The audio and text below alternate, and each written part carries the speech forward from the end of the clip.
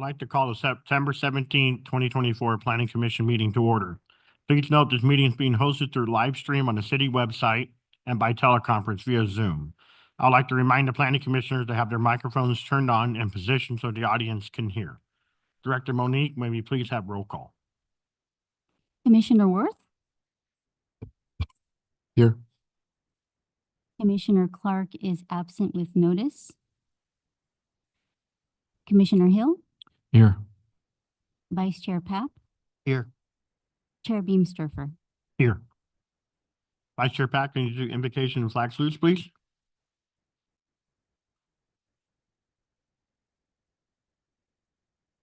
Heavenly Father, I thank you for this beautiful day, for the cooler weather that you provided for us.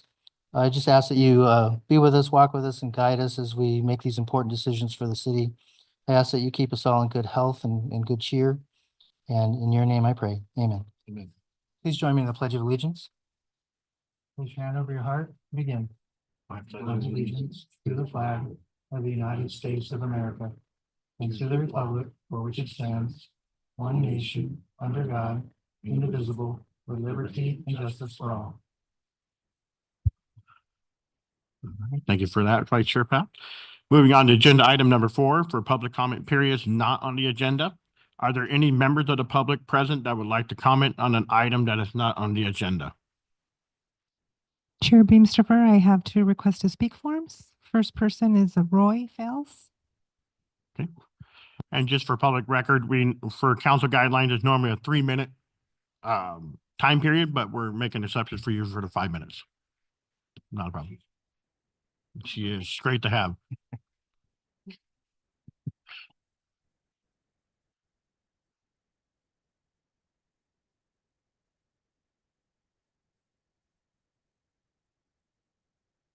My name is Roy Michael, and I'm speaking today regarding the proposed Hemet Logistics project intended to be built sharing a property line with the lakes at Hemet West, an over 55 retirement community, causing serious issues detrimental to our daily life and health.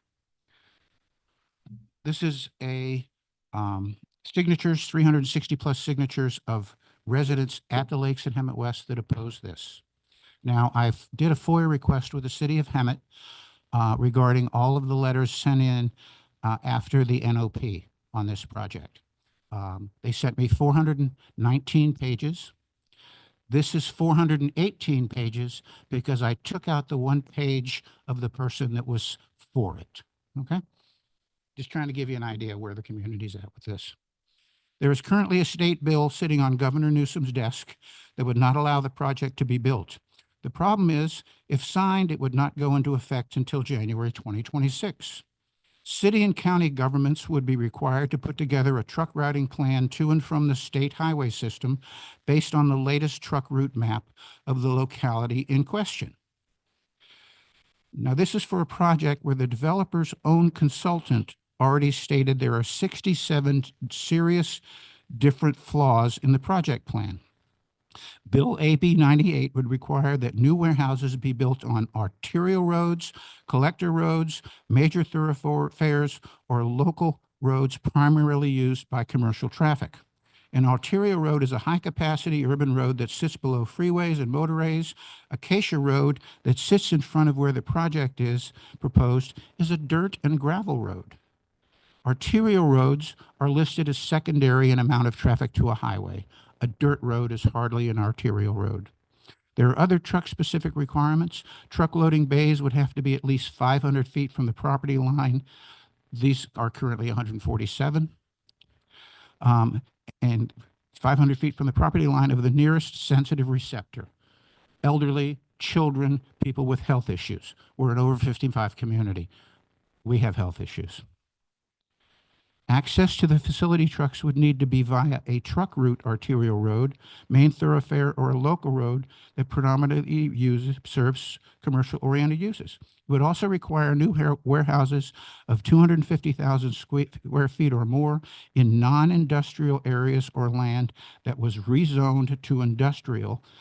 The setback would be 500 feet. The current plan is 147. The northern portion of the project site has a City of Hemet general plan use designation of community commercial. The city council would have to rezone specifically, defying the spirit and letter of the pending legislation. The bill states that any proposed new or expanded logistics use development that is on land that is not zoned industrial, whether developed or undeveloped, or land that needs to be rezoned and is located in the warehouse concentration region, which we are in, must comply with all of those mentioned restrictions. Bear with me, I'm not feeling good today. I'm 70. The bill requires the developer to orient truck loading bays on the opposite side of the logistics use development away from sensitive receptors. The project plans show 40-plus some loading access doors directly facing the lakes at Hemet West property line, 147 feet away. I'm cutting some of this short for you. The bill also requires the project to locate truck entry, exit, and internal circulation away from sensitive receptors, basically our property line. Heavy-duty diesel truck drive aisles shall be prohibited from being used on sides of the building that are directly adjacent to a sensitive receptor property line. The project plan shows 27 semi-trailer parking spaces just a few feet from our property line. Question is, will you knowingly disregard the information and advice from the state, the county, and the citizens of Hemet regarding the compatibility of this project and change the zoning to try to slide it in under the wire of the date the pending legislation goes into effect? State officials have also said warehouses disproportionately end up next to communities of color and low-income neighborhoods because they do not have the money or voice to fight. We have a voice, it's loud and strong. This just in, breaking news. The Lakes at Hemet West was sold last week to a $500 million company that owns, I believe, 70-plus manufactured home parks around the country. They've done this before. They've seen the project. They don't want it. I spoke to the executive vice president and the regional manager. Go ahead and wrap Hey. up your 5 minutes. Yes, they aren't going to let it play. I don't think this is going to happen. Thanks for listening to me, and thanks for the extra time. Thank you for that. Thank you.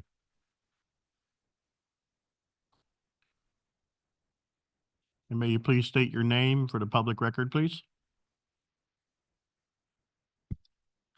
My name is Shaul Rosenreger, and I'm here to, again, talk with you about the warehouses. I'm here for the Green Coalition of San Jacinto Valley. We also have a petition. There are about 550 Hemet residents there, and we have done very little in the way of outreach.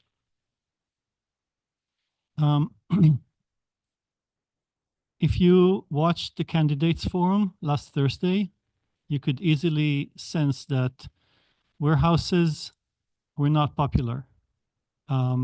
Even the council members that were there expressed their regret for not gauging the mood or the feeling of the community about warehouses. You guys, you brought us this gift of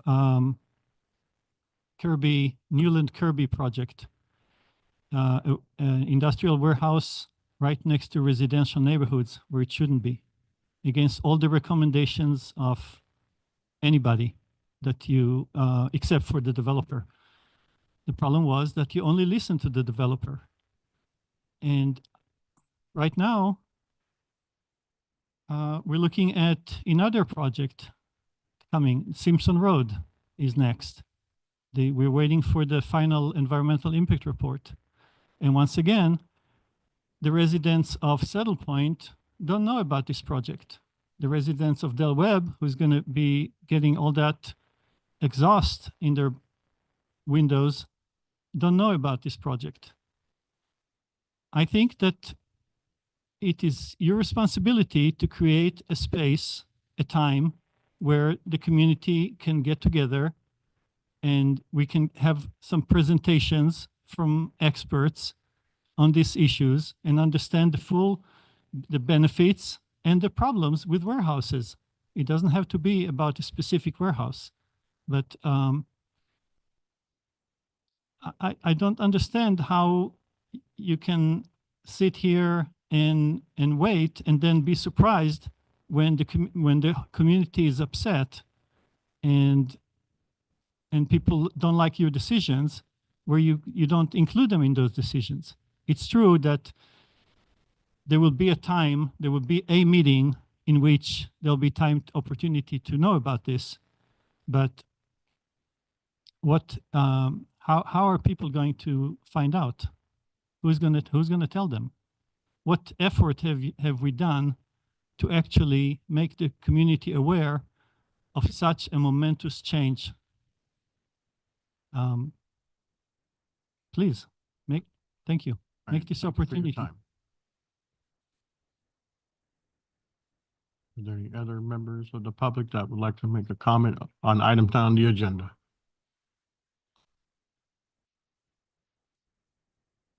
There's a third person that will requesting to speak. Okay, please state your name. My name is Tom Lodge, and thank you very much for letting me slip in here. My understanding on the Kirby project to begin with is there is none or very limited public hearings on that. I'm sure the council has gotten the vibe from the community that they don't want warehouses. Warehouses are okay. It's just where you're going to put them. Putting one right next to Emmett West is just unfathomable. The environmental impact reports have to be looked at more carefully. I honestly believe that we could do warehouses, but just not where they're proposed right now. I mean, the land is out there for us to use, but it's got to be used properly. In 5 years, all these jobs that are theoretically being created are going to be automated, and we know that it's happening. So there's no sales tax. So what are we getting out of this? What is the city going to gain besides exhaust, more traffic that we really don't need? And how are we going to be able to justify this 5-10 years down the road when these warehouses are empty? We're going to have eyesores. I strongly urge each and every one of you to seriously look at all these plans. I'm not saying they're not needed. I'm just saying where they are proposed. Take a real good look at them because they're not going in the right areas. Thank you. All right, thank you very much. Are there any other members of the public that would like to speak on items not on the agenda? I don't show anyone else online requesting to speak, or I don't have any other speaker slips, and I did not receive any e-comments. Okay. And with that, we are going to go ahead and move on to agenda item 5A for the approval of the minutes for the meeting of September the 3rd, 2024. Does the commission have any comments or corrections? Yes, Chairman, do have a correction that I did submit, and it looks like we got a letter here that has amended the minutes of the September 3rd to my satisfaction. So I want to thank staff for doing that. Okay, thank you very much. And with that, may I ask for a motion? Thank you. I'd like to move that we adopt the minutes as amended. I'll second.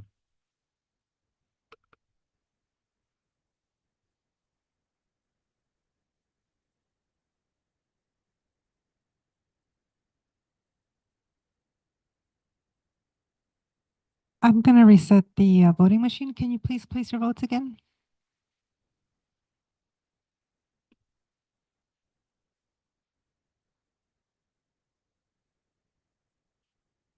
All right, and that passes 3. And moving on to discussion action item, item 6A, Pro Housing Designation Program, Director Monique.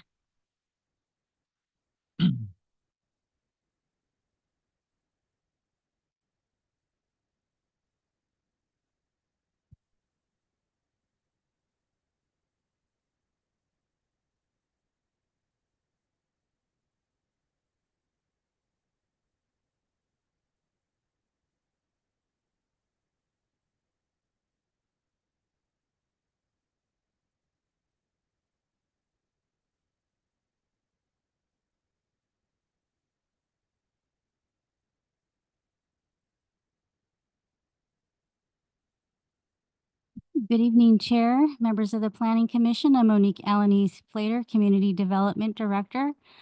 Tonight, presented to you is a work study for discussion and input for a pro-housing designation program.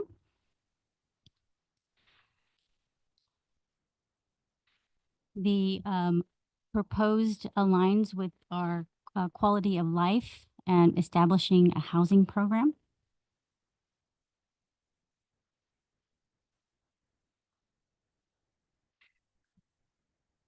The California Department of Housing and Community Development has released the pro-housing designation program, round 3 notice of funding availability.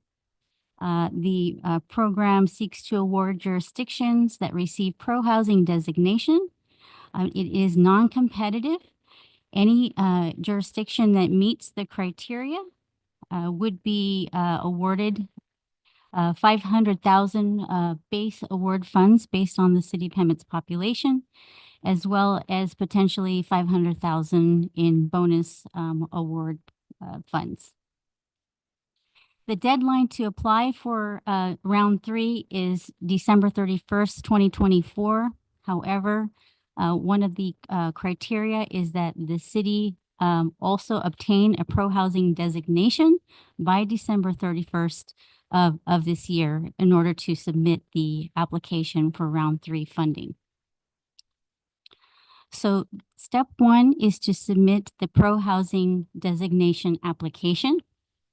The scoring is in 4 categories, and I'll go into what that includes. The scoring is for a commitment to pro-housing policies. The scoring is 4 categories, 1 being favorable zoning and land use policies. Second is acceleration of housing production and timeframes.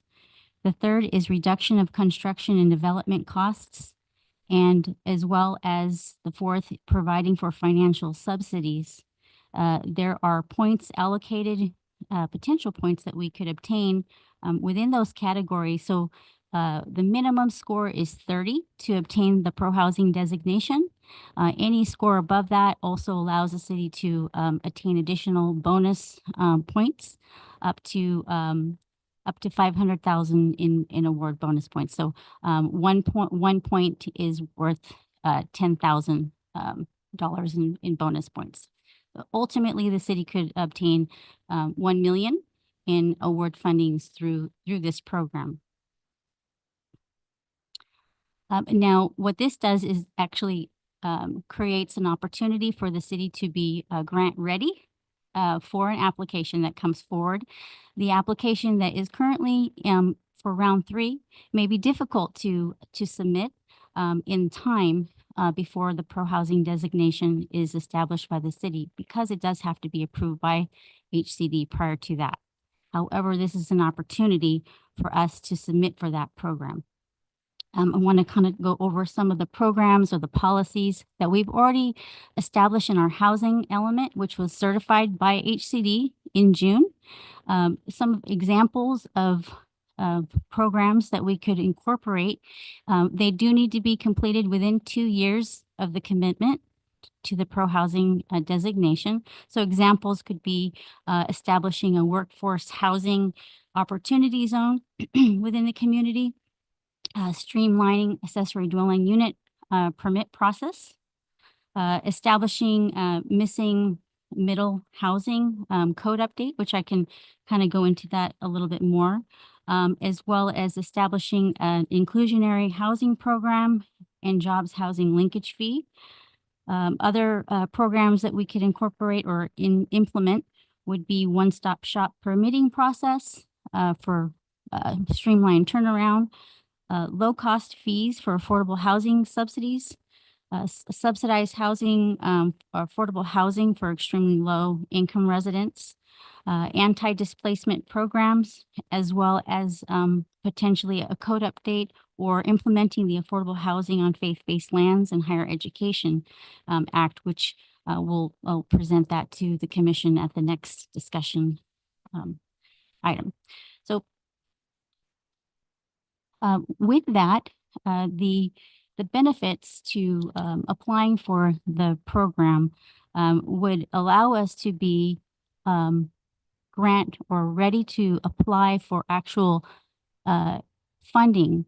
And so in the case of the notice of funding availability that was released for the December 31st, that is a little bit different. So that is a little bit more of we say skin in the game, where it would be matched dollars to funding programs that the city implements, such as pre-development acquisition of rehabilitation, preservation for multifamily, live work, rental housing for affordable housing, affordable rent and ownership housing programs, matching funds for our local housing trust fund.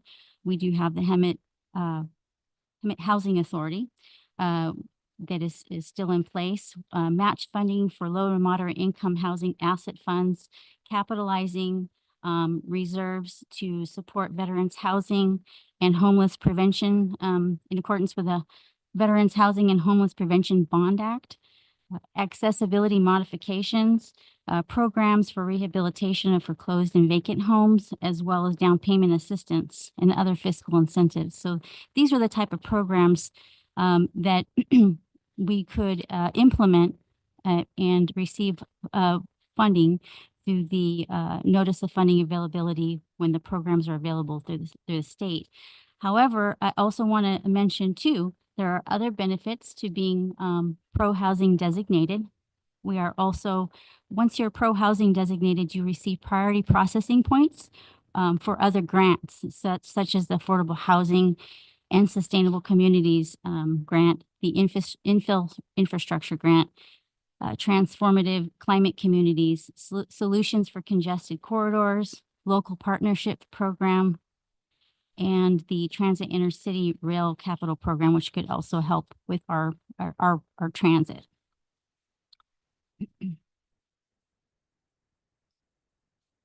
So this evening, what I'd like to, just have a discussion with our commission to get input. The next step would be to present a workshop to the city council to obtain direction on, the application of the pro-housing designation. I would be happy to answer any questions and receive any feedback from the commission. All right, thank you very much, Director Monique. And since this is a discussion action item, does the commission have questions for staff? How about we start over there with John? Do you have any questions?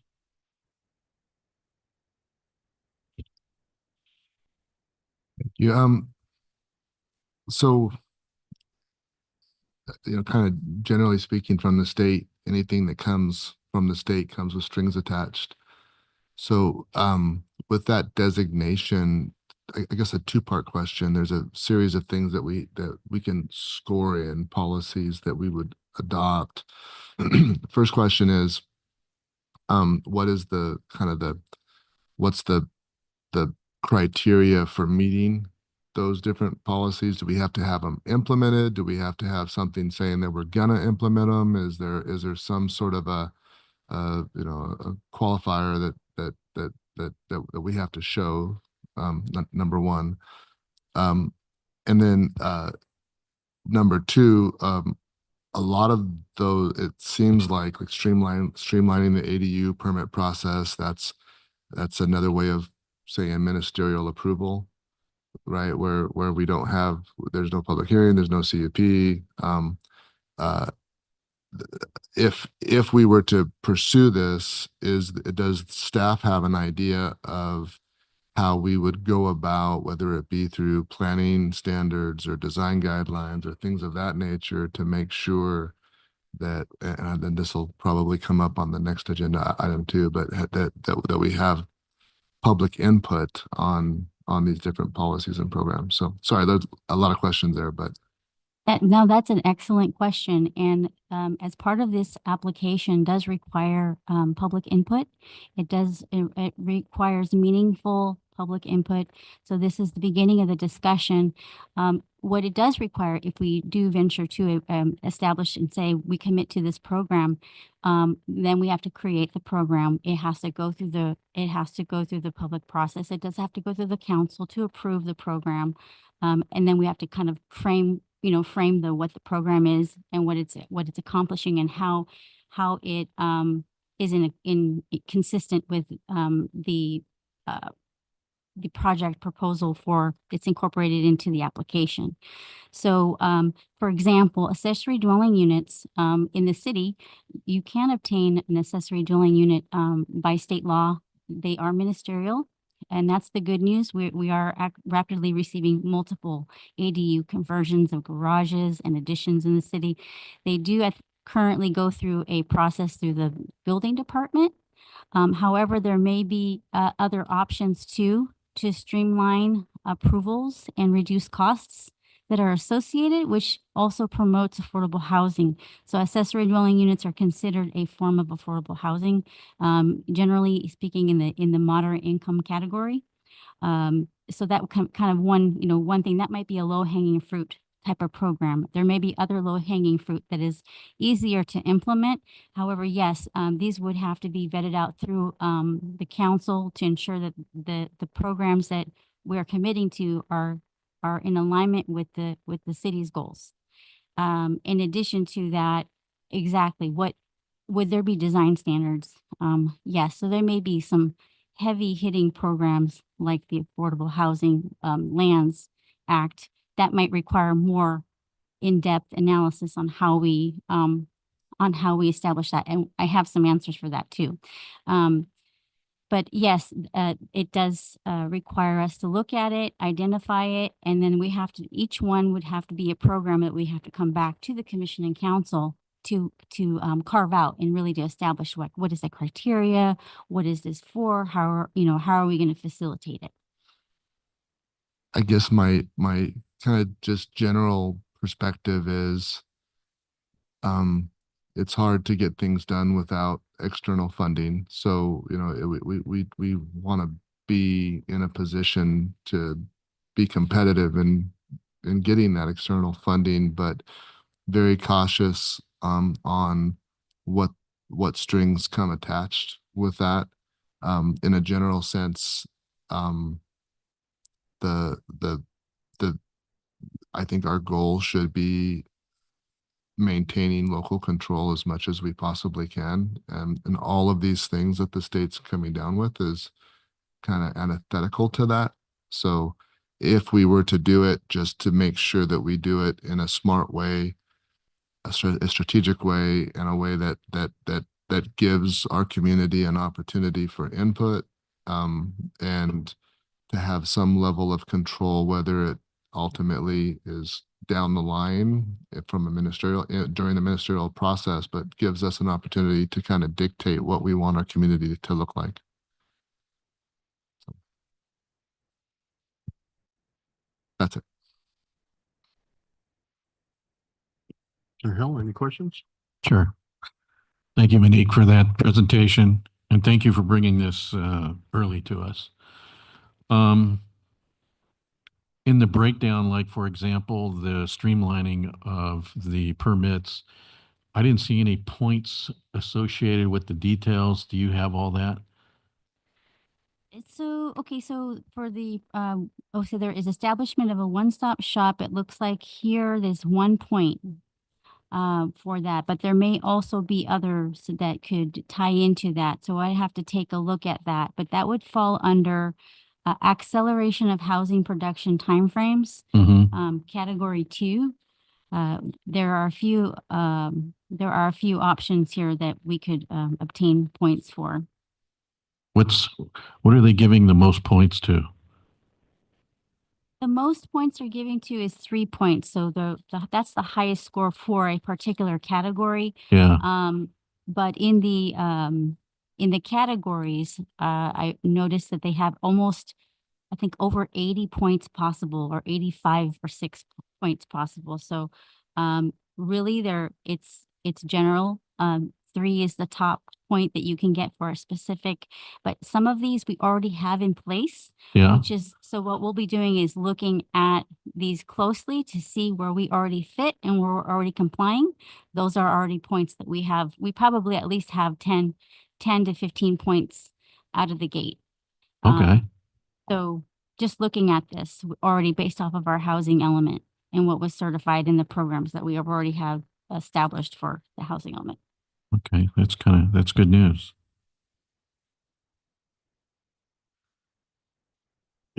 What's the goal?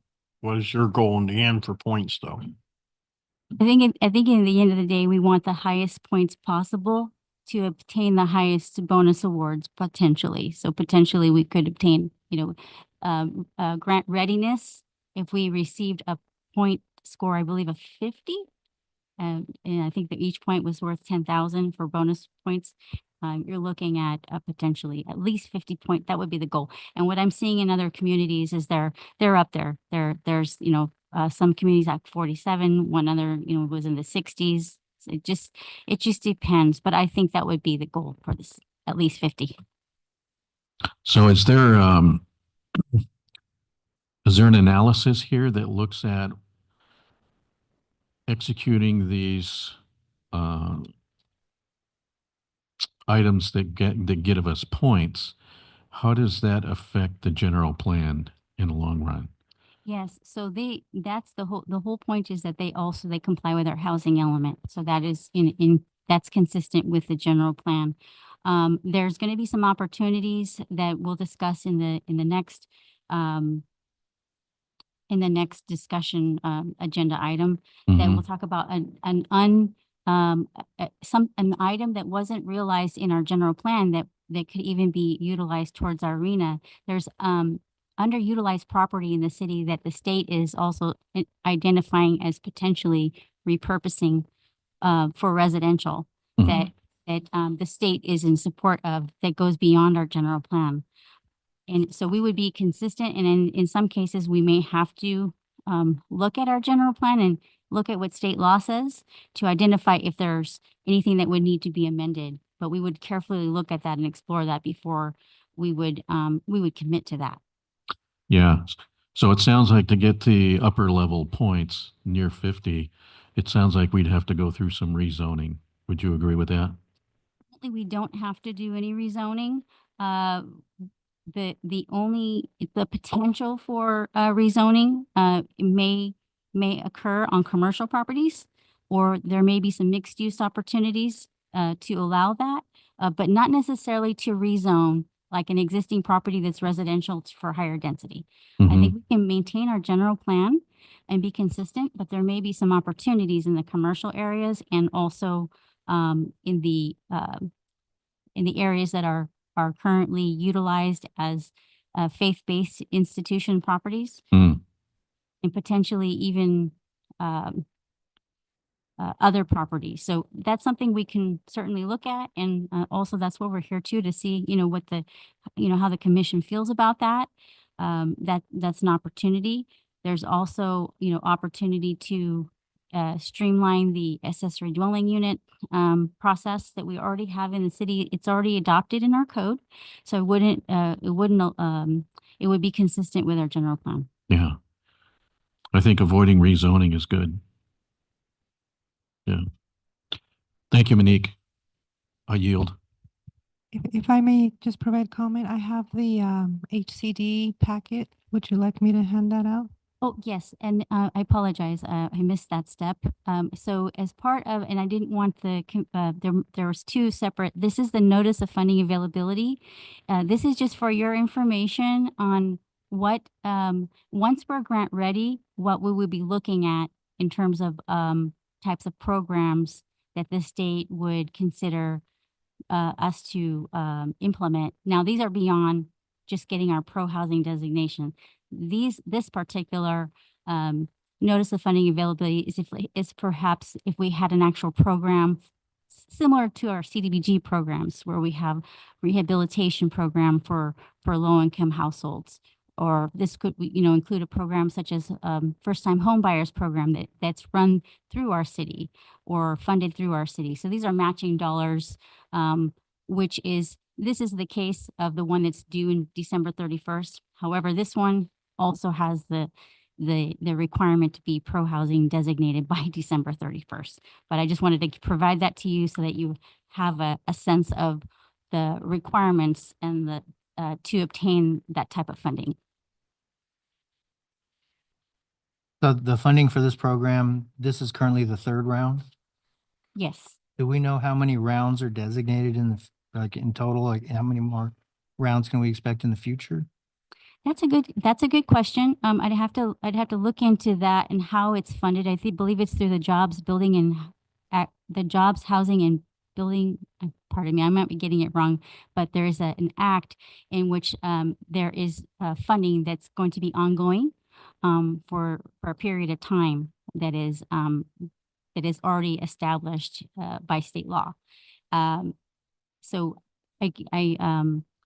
I project that there will be more funding rounds after this third one.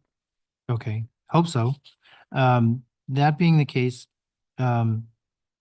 we hope the city is very successful in obtaining as many bonus points as possible to get as close to that $1 million. $1 million doesn't go as far as it used to, but we can certainly help out as many homeowners or qualifying people as we can with that.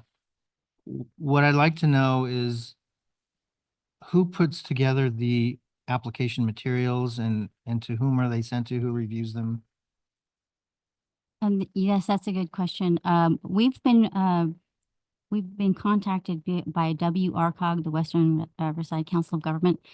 They potentially may have funds already through another grant program.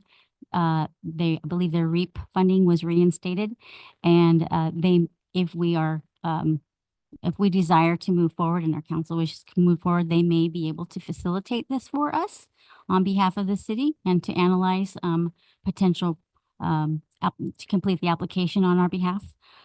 Or staff would have to complete the application on behalf of the city and we would take that to the city council.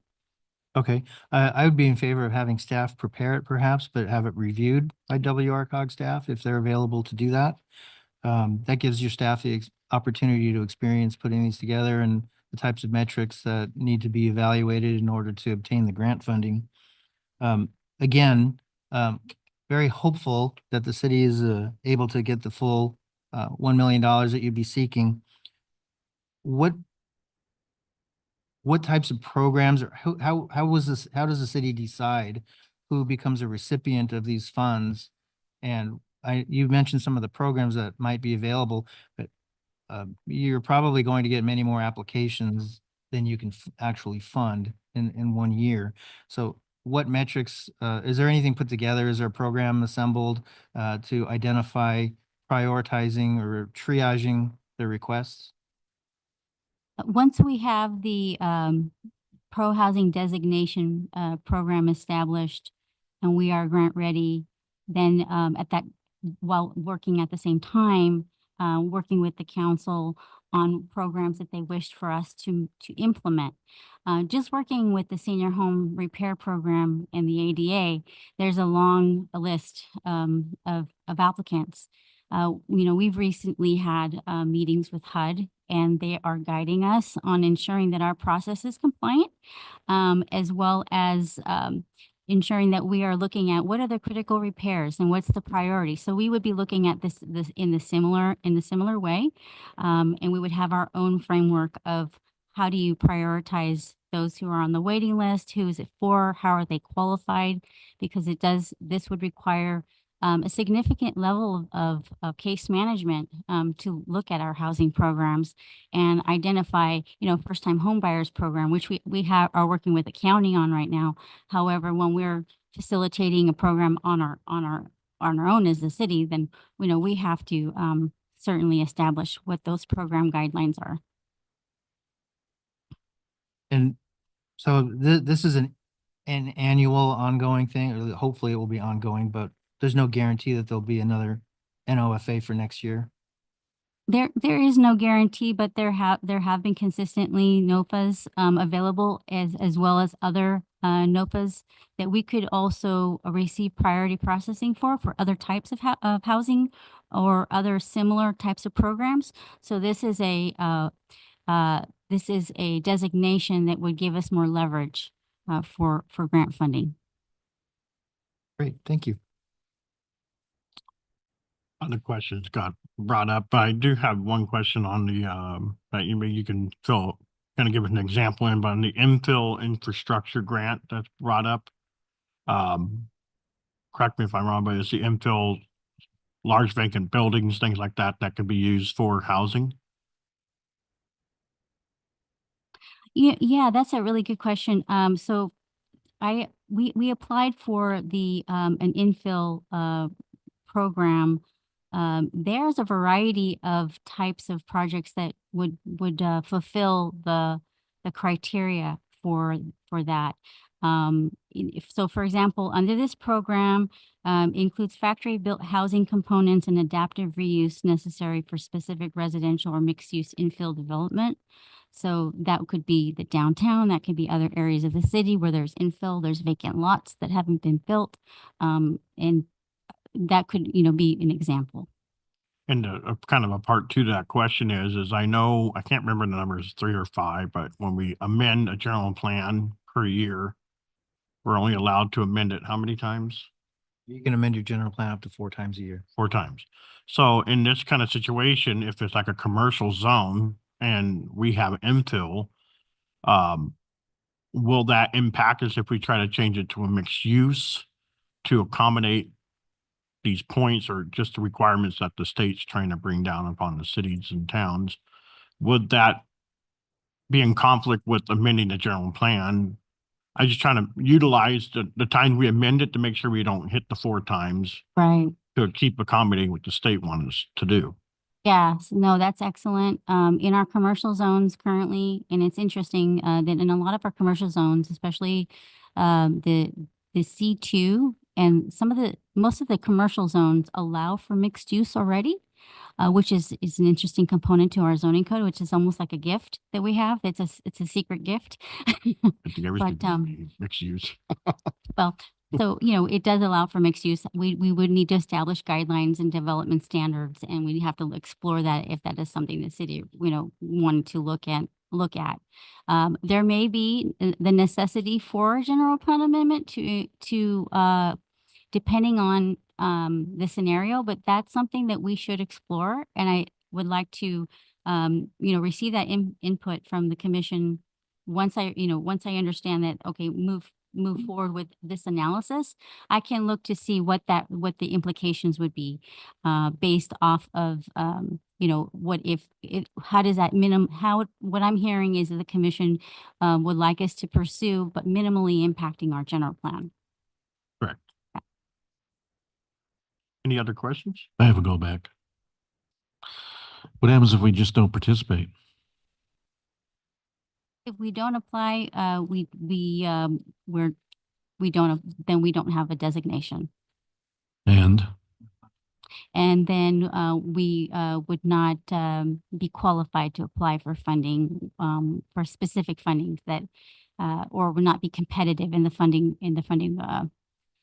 realm when we're competing against other jurisdictions or other, areas. for the 500K and $1 million? There may be more there are several types of funding programs that are coming out through the state. Mhm. Not only this one, there's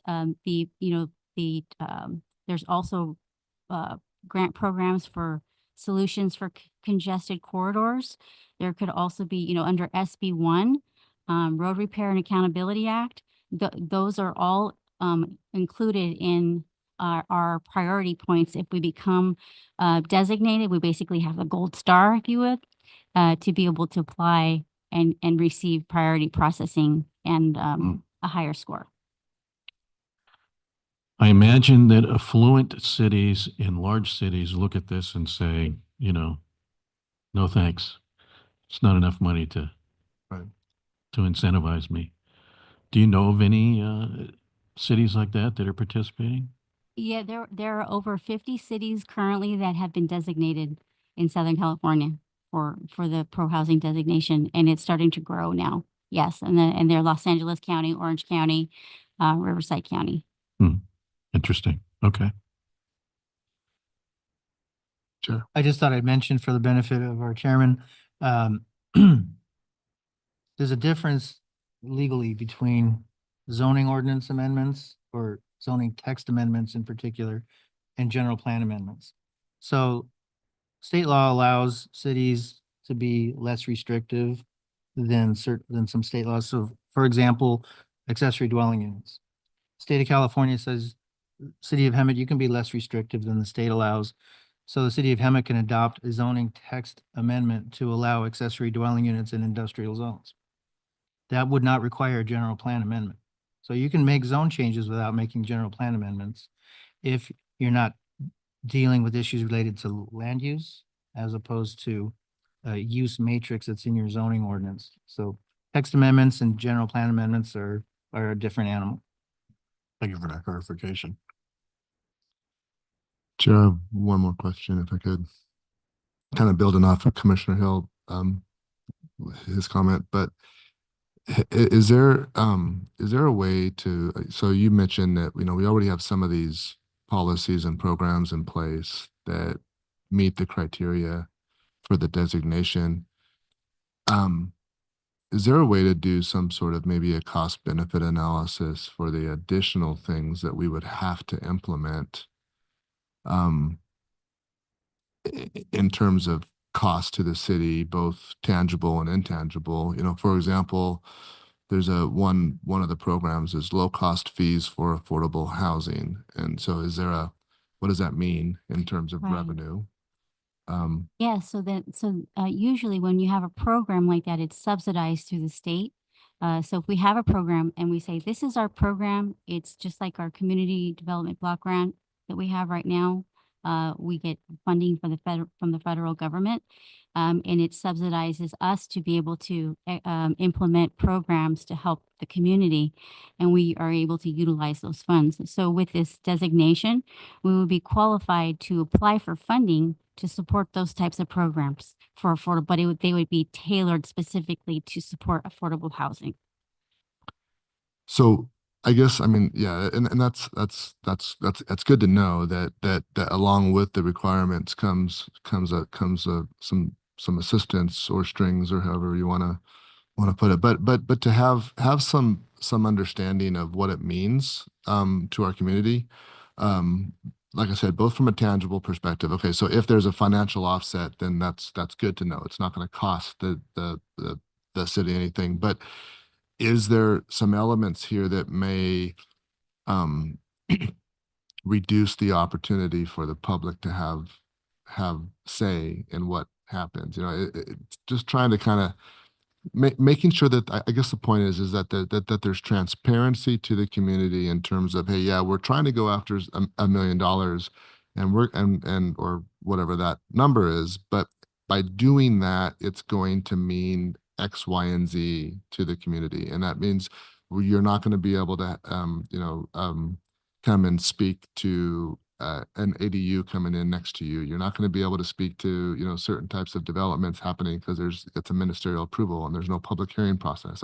I just want to, the point being is making sure that we understand what it means if we're going through the process for the designation, both in terms of real cost to the city for implementing these policies and programs, and then also kind of the intangible cost to the community, maybe in a reduction in ability to contribute to what their community looks like, if that makes sense. No, that's perfect. Yes, I agree. There should be, in each program, if there is a fiscal impact, and you know, what is the fiscal impact? And then what does that also mean to the community in terms of transparency? Making sure that the community is aware of how that could impact. So it could be a very simple project, but it could be something that could it have an impact on their property? An example that would be potentially explored as part of the pro-housing designation would be a commitment to facilitate an inclusionary housing ordinance. Now, an inclusionary housing ordinance would also have to have a nexus study, a fiscal nexus study with it. So there's a lot involved with that as well. So that's one program that would have metrics, identifying what the impacts are, and also who does it impact and what is it for. Yeah, just always cautious on stuff coming from Sacramento. But, thank you. Any other questions for Director Monique? And we don't need to just receive and file? Yes, that's correct. Receive and file Thank you, on Monique. item 6A, Pro Housing Designation Program. And while you're up there, Director Monique, we're moving on to item 6B, which is Affordable Housing on Faith-Based Lands and Higher Education Land Act. I know lots of questions. Thank you, Chair. I'll keep this presentation as brief as possible.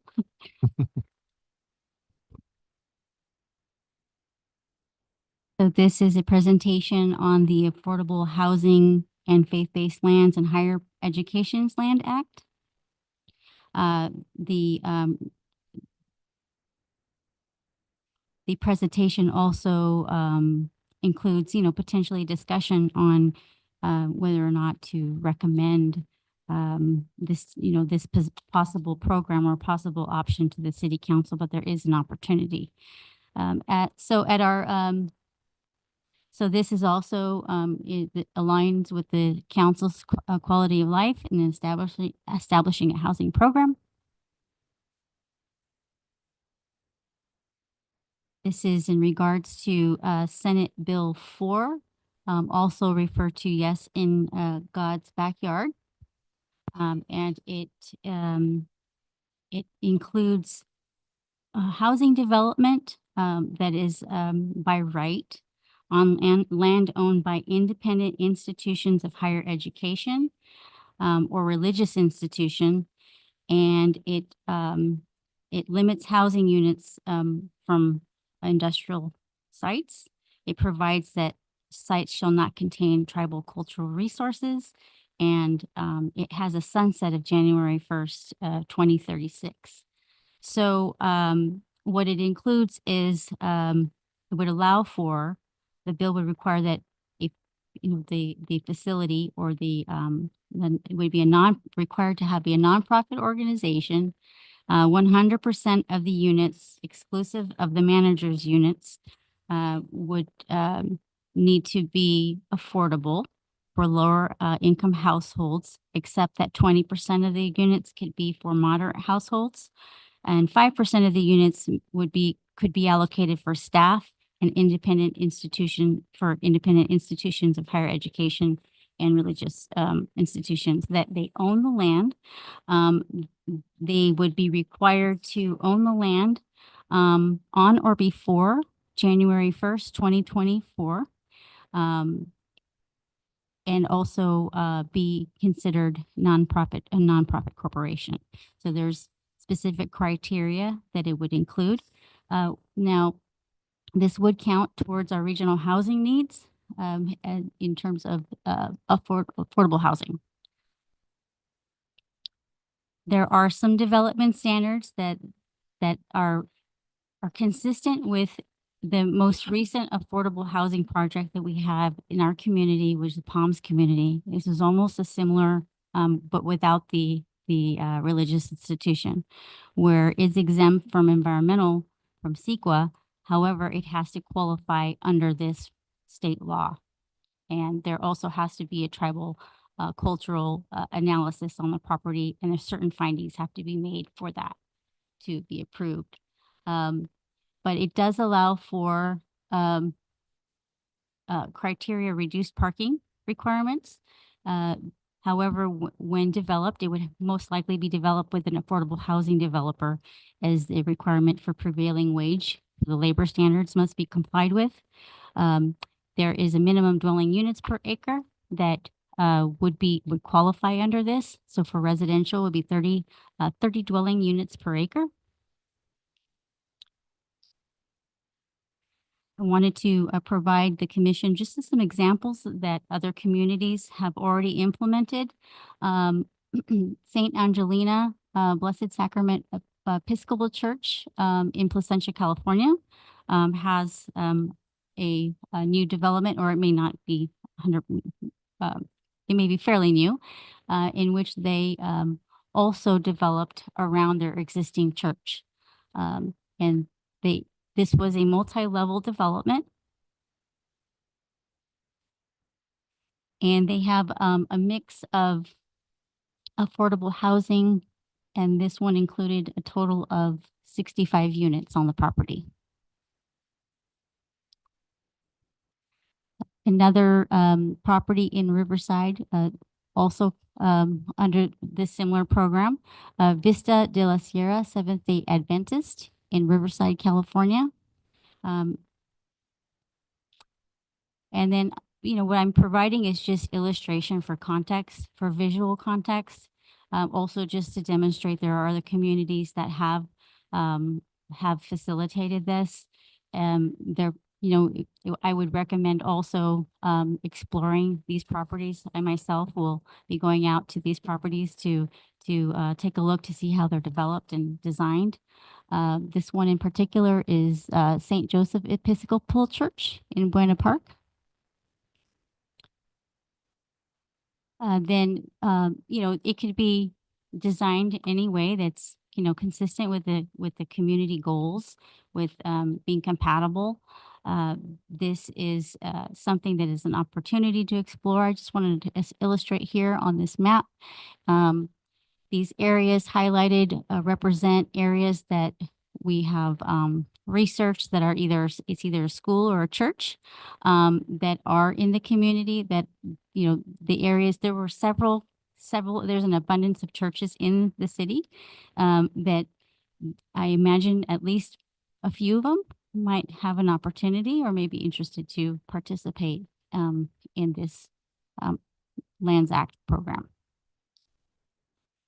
With that, staff is requesting input, feedback from the commission on this potential program. Thank you for that presentation, Director Monique. We'll start with Commissioner Worth. Could you go back to that last slide?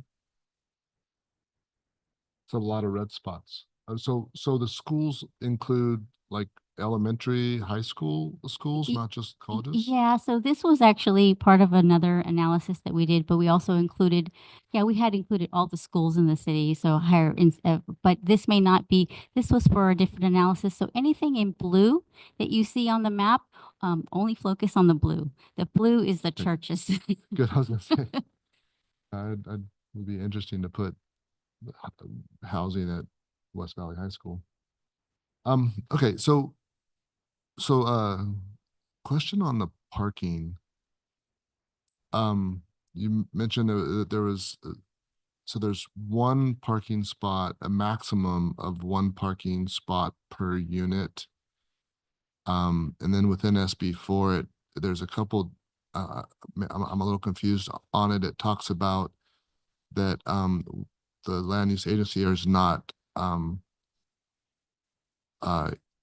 would prohibit a local government from imposing any parking requirement on a development subject to these provisions if the development is located within 1/2 mile walking distance. Maybe just a little clarity. I mean, parking is obviously a huge issue. Like how does that, is one parking unit, one parking space per unit the maximum that we would be able to, as a city, require? Yes, these How are does that work? Yeah, that's important to note that they do allow for liberal reduction in parking when it's close to or in proximity to a public transit facility. Then at that point in time, there may be further reductions if they're within a half mile of a public transit facility. Is that from us, or is that from the state saying that you have to? That would be the state so that would be the state's provisions for this act, for the state law. Yeah, it's pushing people to not have cars. And then if they do have cars, then we'll have more cars on the streets trying to find parking elsewhere because they don't have parking within their community. So that's one thing that just just caught my eye. And this kind of also lends itself to the importance. I mean, I'm all kind of at a concept level. I'm all for churches being able to do this.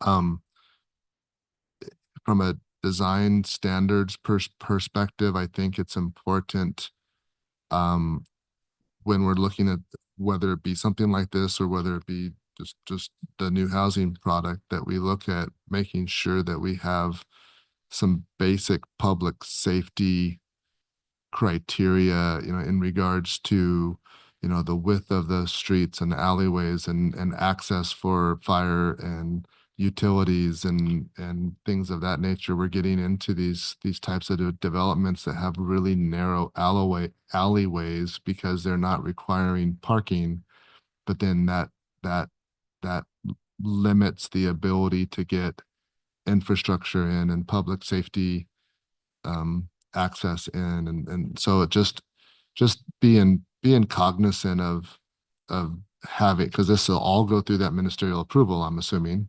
if we accept it, right? We won't have the opportunity to review a project by project. They're just going to be able to come in and they'll correct me if I'm wrong, but there would not be an opportunity as these projects are being presented or going through the planning department. Would there be a public hearing on them, or are we, is what we're talking about is saying, no, we're going to accept it citywide and they're just going to be able to go through ministerial approval? I think we can take a look at the state law and see how it's interpreted, and come to an agreement on what we're comfortable with. So, yes, the point of the impetus is that we want to provide flexibility in allowing the process to be as minimally.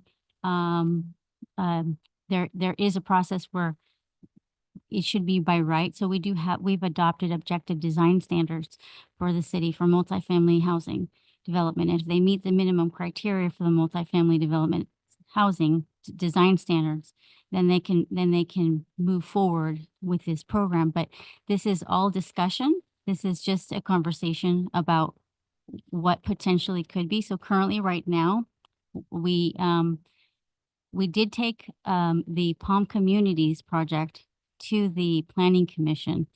The commission did review it. They did approve it. And they're moving forward in the process. So I think that there could be a process, but we should look at the state law more closely to make sure that we understand the implications of that. Also, I think it's important to understand, like, if you meet certain criteria, what is the commission's objective design standards that they're comfortable with?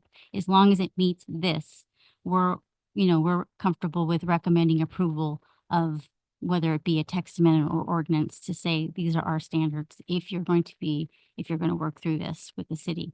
There may also be criteria on building height, design, community character, parking lot, parking spaces. But yes, there are certain anticipated flexibilities that come with the state law. Yeah, and I'm not implying that I think everything needs to go through public hearing. That can be kind of cumbersome for these projects as well. But just finding that balance, and the objective design standards, I think is a really important element that we have that we spend some time and make. And I know that there were some passed, but I think as they're being implemented, I think it's if it's possible, if we're able to kind of reassess those based on kind of lessons learned as they're being implemented, because I think we're kind of finding that there's some problems with some of that. So just to make sure that if the objective design standards is the basis for allowing a streamlined process, then we just need to make sure that those design standards is the mechanism that we're able to get public input on, and also, fire safety, water, sewer, all the other utilities, input on those standards. So, but besides that, I think it's a neat use of space, and have no other questions or thoughts at this point. Thank you. Sorry. No, any questions? Commissioner Worth pretty much covered mine. I think it's a good idea. I'm all for it. I have no further questions. Thank you.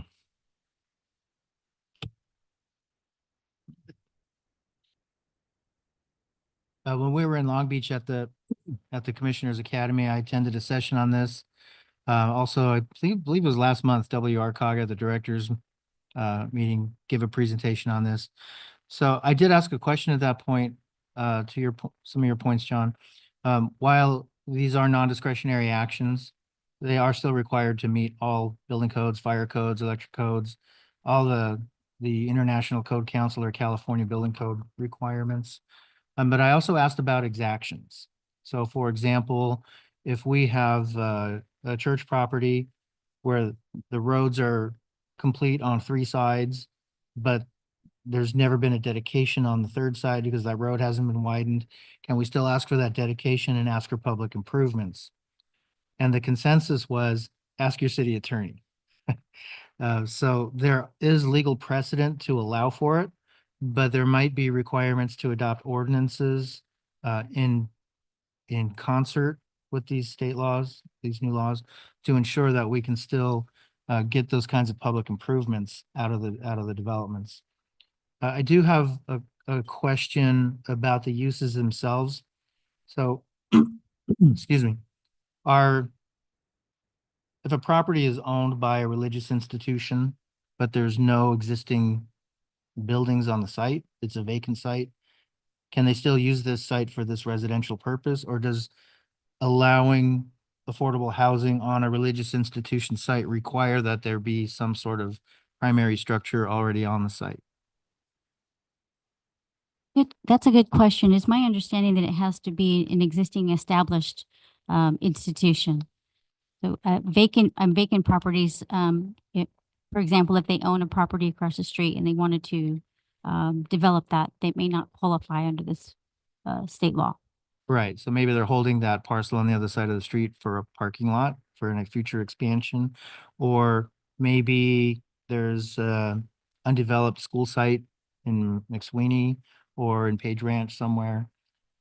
Would they be eligible to come in and do an affordable housing project on that site absent a school? Now, I know a lot of specific plans have options for residential development for unused school sites, because developers are frequently required to provide sites for development, and then it turns out that the school district determines that they don't need it or don't want it. They have an alternative to build at. So I'm wondering if that in that instance, would that vacant school site be applicable to this density increase, or would they be held to the requirements of the specific plan for their residential option? Yeah, that's an excellent question. I'd have to explore that one. And then my last question on the matter would be, if we have a school site or a religious institution site that, let's say for lack of a better word, what a better way of describing it, is struggling. Maybe there's not a lot of participation, their congregation is very small, the building might need a lot of rehabilitation, they can't afford to fix it up. Or we have a school site situation similar to what we had with Hemet El years ago, where the soil conditions were poor there and we had to completely rehabilitate that site. If we had a failing site, could they come in and raise the entire thing and just convert it to affordable housing? I think, Also a great question. I think it's something we should look into. I would hate to see our schools turned over for, while we need the housing, I would hate to see our schools disappear in favor of rental housing. And John brought up a good point that could we potentially see housing on elementary school sites? I mean, is that a possibility under this law? Yeah, I think the intent was the higher institutions, and then we need to identify what the definition of higher institution is based on that. Let's see, we have our definitions here. You'd have to take a look and see what the independent institution of higher education in accordance with section 66010 of the education code. So I would have to also look into that. Okay, great. Thank you very much. I'm a little bit on the opposite end on this. So when churches purchase land and they open under a 501(c), which is a nonprofit, how does this, them building apartments basically on their church grounds, and who makes profit? Does the church make profit on the housing because it's signed up as a nonprofit organization and now they're making profit? That's one question. And the other question is because it is a religious institution, what happens when somebody falls or gets hurt at the apartment complex, liability issues, who's responsible, the church or the state? I don't think that we should be mixing church and state together. And who, when it comes to evictions, who handles a liability fall, who handles religious laws such as the Seventh-day Adventists? They are against drinking and smoking. So can they ban that on the property? The Seventh-day Adventists also believe in Shabbat from Friday sundown to Saturday sundown. And, how does that come into effect when it comes to residents moving on to a church ground that has religious laws? I'm completely against this whole idea because we're mixing too much with state and religious laws, and we know that history repeats itself. That doesn't do too well. The other question I had was, because on page 20, item 12A, it says the development project does not require CUP, planned unit development, or any other discretionary local government reviews. So to me, that question also bothers me, that statement, because now it doesn't necessarily come the planning commission, if I'm understanding that right. And when it comes to the roadways and walkways on the outside of the property, on the major streets, who's responsible for that? The church or the state or the grant? There are just too many questions of who is responsible for the liability, the people that live there. I think it's a bad idea. I think if the church gets into a situation where they lose to a lawsuit or a liability, then the government can technically come over and take over the land because it's all a government project. A lot of questions, but that's where I stand on that. I think it's a terrible idea to be mixing state and churches. Chair, if I want to add something to that. On the PowerPoint and some of the examples that were provided, there was, on some of them you provided, or there was a I forget what you called it, but a financial structure or something. Some of them had it, some of it didn't. Is that maybe something we could get some more information on, is like how those existing sites are set up to address some of those liability issues, who's responsible for what the rules are, who makes the rules, are one of them I noticed was like it's a long-term lease. So it looked like the church was leasing the property to a developer to build this. Does that relinquish the church from any authority in regards to their rules and things? But maybe there could be some additional feedback or information from existing sites that are already in place on how they structure that to address the chair's comments. Yes, that's an excellent recommendation. So at the August 8th Western Regional Council of Governments Planning Directors Meeting, staff received a report from National Core, which is a faith-based partnership developer on affordable housing for this specific type of development. I certainly could reach out to them to propose perhaps a presentation to the commission to, really to deep dive into those questions. I appreciate that, because I mean, I'm somewhat divided with the panel here, because I don't think it's a good idea to be kind of getting state programs involved with churches. But I don't think anybody disagrees with any of the points you made. Our legislators in Sacramento have a longstanding history of creating these laws with unfunded mandates that they leave the cities to deal with how you implement them. But at the crux of the matter, we have a state law. It's already been enacted. And we are required to implement it. And if we choose to ignore it, then we have zero say at all in these applications when they come in. So we have to respond to it, and we have to maybe put things into our ordinances or our standard operating procedures, our protocols at City Hall for how staff deals with these applications when they come in, because we simply cannot ignore them as much. I do value your statement about separation of church and state. It's a fundamental building block of what our country was built on, and here we are putting them back together again. So it's always interesting, the new laws that come down that we have to deal with. But that's kind of our charge. It's what we signed up for when we agreed to sit here. so in the discussion though, and I know we cannot not do it, but what can we do as a city to make it more challenging for applicants to have that opportunity? That's where I'm at. I think we should just make it a little bit harder to achieve that.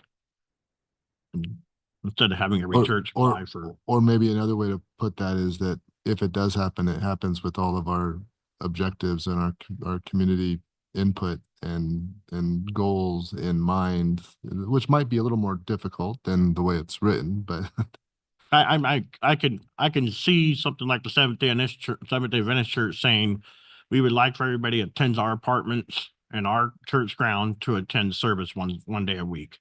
In the church, I could see the state coming and saying you can't force somebody or their religious.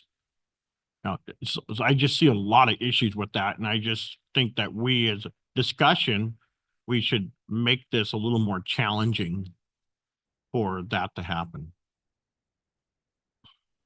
No, we can't refuse it because it's a state assembly bill, but we can at least make it a little bit more challenging. Well, I like the fact they count against the arena numbers. and that's I just lost the slide, but there was Bring up some good points. So.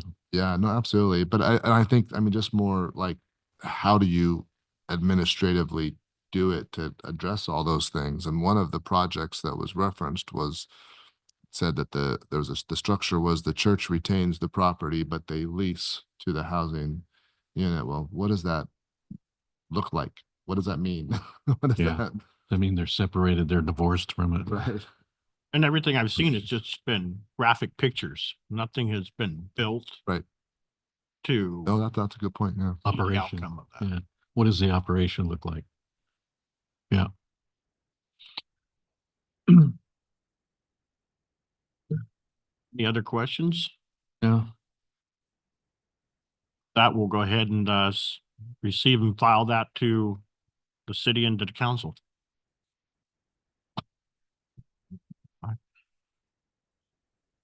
Okay. Moving on to department reports, item 7A, City Attorney Leo Swery. Thank you. Nothing to report. Nothing to report. All right. 7B, as Director Monique comes around, community development reports.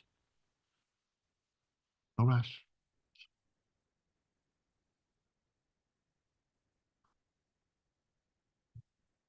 Nothing to report. Thank you.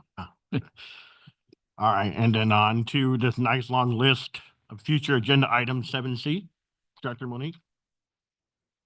Future agenda items include Freddy's Restaurant, High Point Apartments, a drive-through restaurant at the former Long John Silver's site, the Simpson Warehouse Project, zoning code amendment and work study for electronic billboards, and J.D. Fields Warehouse Project. Have we heard anything from Miguel's Jr.? I do not have an update at this time, but we have submitted a request to Miguel Jr. to No kidding. come to our Stay city. tuned. Oh my God. All right, item 7D, Planning Commissioner reports. Director Monique? Commissioner Worth? Nothing to report, but just happy to be back on the commission and looking forward to working with everyone here and engaging with staff, and just happy to be here. Thank you. Welcome back. Commissioner Hill? Just want to know if there's been any movement on the joint planning commission and city council for the warehouse issue.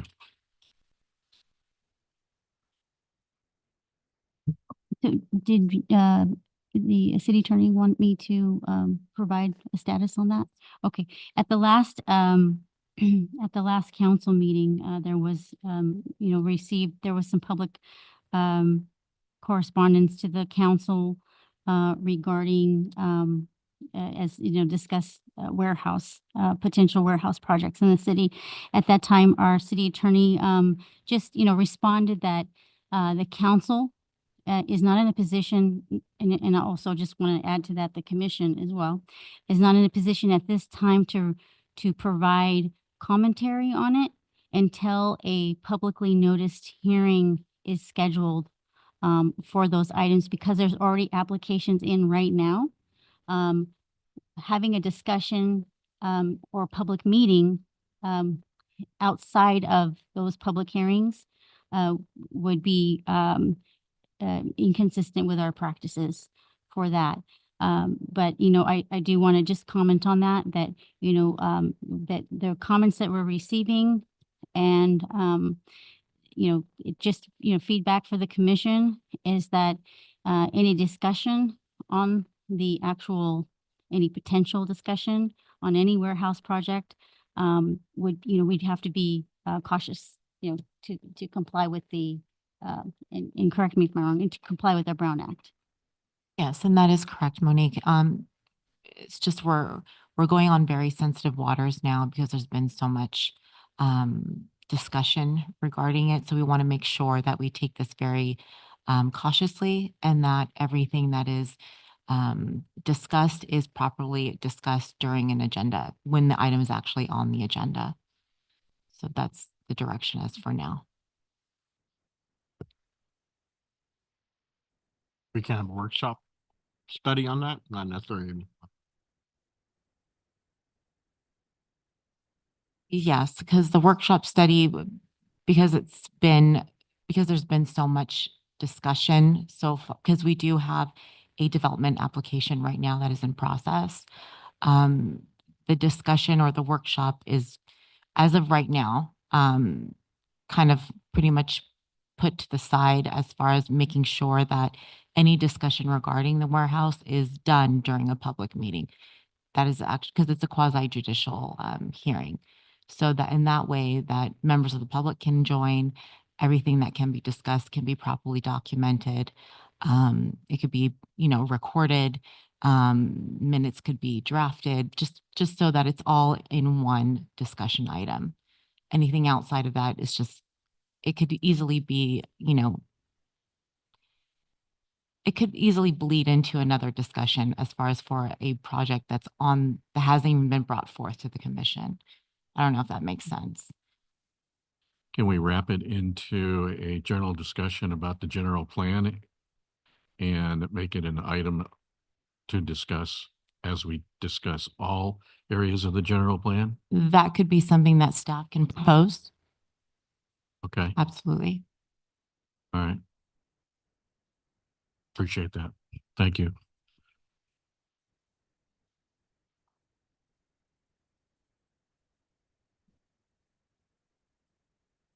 Vice Chair Pep.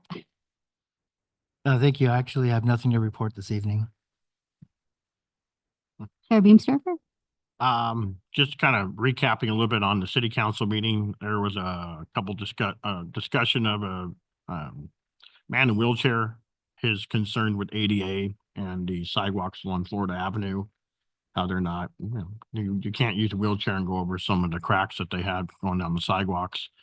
As we discussed, the trash enclosure, I guess we're coming down to contractor bids to take over everything as one. So hopefully we'll be able to be updated as to when that bid is open so that we can let other contractor come in and place a bid. Also like to welcome Commissioner Worth to the commission. It's good to have him back. And another thing is the AB 98, the warehouse. That's something that I would like to have a little bit more education on. I don't know if we have that meeting coming up that we discuss as a committee, as a whole on Tuesday in the morning. I know we were trying to pick a meeting date for Commissioner Worth and everybody to come together. Oh, yes, our retreat. Yes. Retreat. So I don't know if that's something that maybe they can just give us a little brief on AB 98 so we kind of know what that's about.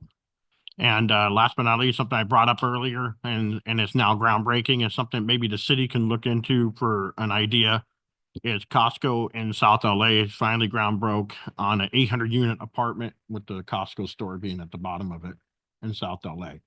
So, and then part of that is for low income. So they do segregate some of the apartments to cater to what the state standards are.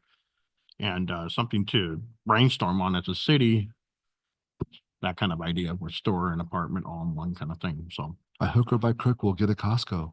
I would love to have a Costco.